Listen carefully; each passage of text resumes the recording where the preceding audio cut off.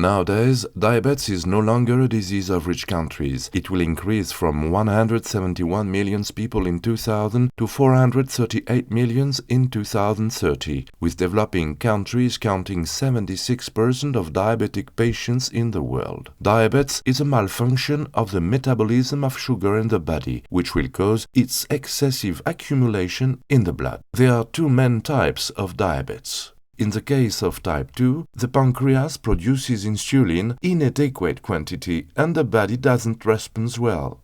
Some of the sugar transported by the blood no longer passes into the muscle, remains in the blood and accumulates, causing disorders that will occur gradually. This type of diabetes concerns 90% of people with the disease and particularly affects adults over 45 years old in overweight and sedentary. In the case of diabetes called type 1, the pancreas no longer produces any insulin. This type of diabetes concerns 10% of people with diabetes. It particularly affects young children, teenagers, or young adults requiring daily insulin injection. The bulk of the increase in the prevalence of diabetes in Africa is due to the explosion of type 2 diabetes related to the sharp rise in obesity, the emergence of a nutrition transition and a sharp decline in physical activity. However, we should not forget the plight of children and young people affected by type 1 diabetes who have, in most African countries, a life expectancy of 1 year after the diagnosis because of the hard access to treatment and the financial burden caused by the disease.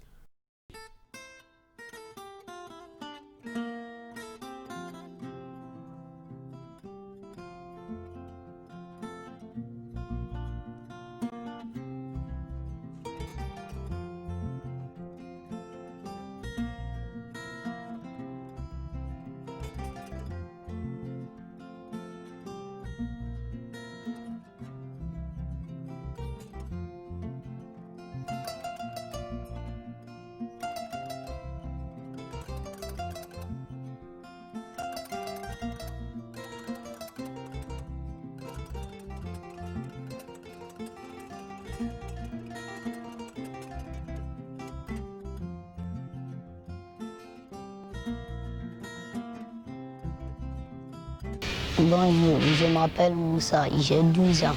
Je suis diabétique de type 1. Chaque matin quand je me réveille, je dois contrôler ma glycémie. Ma maladie n'est pas facile à vivre car je vis avec ma mère et mes 4 frères. Mon diabète a commencé, c'était en 2005. Ma mère m'a réveillée pour aller faire pipi. Et je suis revenue. Je me suis couché et j'ai fait encore pipi. On est allé à l'hôpital. J'ai fait 4 jours, 4 nuits aussi. Et puis, ils m'ont fait l'analyse du typhoïde, du cœur, du foie. On n'a pas eu ça.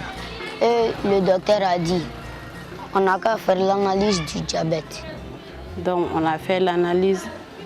On a trouvé qu'il est diabétique. Je me débrouille pour payer les médicaments. Ma mère est seule à se débrouiller pour nous nourrir. J'essaie de m'adapter à ce qu'il y a à manger dans la famille.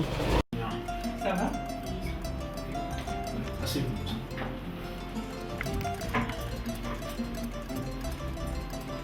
Qui dit enfant dit espérance de vie en principe élevée. Donc ces enfants doivent être pris en charge le plus rapidement possible pour que leur espérance de vie puisse être conservée et surtout qu'ils mènent une vie confortable avec leur diabète. Donc en dehors des complications qui pourront s'installer au bout de 10-15 ans d'évolution si une bonne prise en charge n'est pas faite. Des fois, je dois marcher de longue distance pour arriver chez le médecin, car les moyens manquent. C'est très compliqué pour avoir mes insulines. C'est très cher et maman ne travaille pas. Et je tombe tout le temps malade. Et souvent, je reste hospitalisé 2 à 3 mois, ce qui me perturbe de suivre mes cours à l'école. Ma mère est triste pour moi, mais je garde espoir. Mes amis avaient peur de moi, car je tombais tout le temps malade. Ils ne comprenaient pas ma maladie. Aujourd'hui, les enfants diabétiques maliens bénéficient d'un programme de la Fédération internationale du diabète, qu'on appelle le Life for a Child. Un programme qui, depuis 2007, a pu prendre en charge un certain nombre d'enfants diabétiques.